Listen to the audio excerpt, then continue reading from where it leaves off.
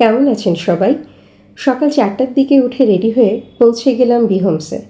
গানের মেয়েদের নিয়ে রওনা দিলাম ঢাকার ধামরায় অবস্থিত ঐতিহাসিক যশোমাধব মন্দিরে। সনাতন ধর্মাবলম্বীদের একটি অন্যতম প্রধান তীর্থস্থান এটি। প্রায় 400 বছরের পুরনো এই মন্দিরটি শ্রীকৃষ্ণের উদ্দেশ্যে উৎসর্গীকৃত। এর মূল আকর্ষণ হল সুবিশাল রথ, যা টেনে হাজার হাজার ভক্ত রথযাত্রা উৎসবে অংশ নেন। মন্দিরের পাশে রয়েছে শ্রী শ্রী লোকনাথ ব্রহ্মচারীর আশ্রম। সামনে দেখা যাচ্ছে নাট মন্দির। এবারে মূল মন্দিরের বারান্দা। মন্দির সজ্জিত করা হয়েছে, তো আমরা একে একে বারান্দায় বসলাম।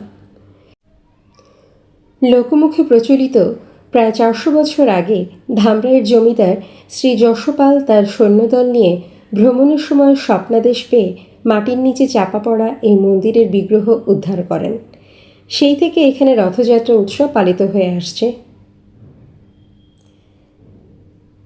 মন্দিরের বারান্দায় বসে হঠাৎ করে দেখলাম নাম কীর্তনের একটি দল এগিয়ে এলো। মন ভরে শুনলাম। আমি এখানে শব্দটা রাখিনি। গানের ভিডিও আমার কাছে নেই, কারণ আমি আমার দায়িত্বে বহাল ছিলাম। তো প্রভাতী অনুষ্ঠান ভালোভাবেই শেষ হলো। এরপরে এলো প্রসাদ গ্রহণের পালা। প্রসাদে ছিল লুচি, নাবড়া, একখণ্ড আম, আমিত্তি, ছোট 1 বোতল জল। তো এরপর আমরা যাব আরেকটি মন্দিরে। ওখানে রথ টেনে নিয়ে রাখা হয়, মাসির বাড়ি বলে ওটাকে।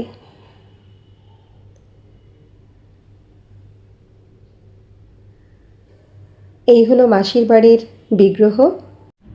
তো সবাই ভালো থাকবেন। টাটা।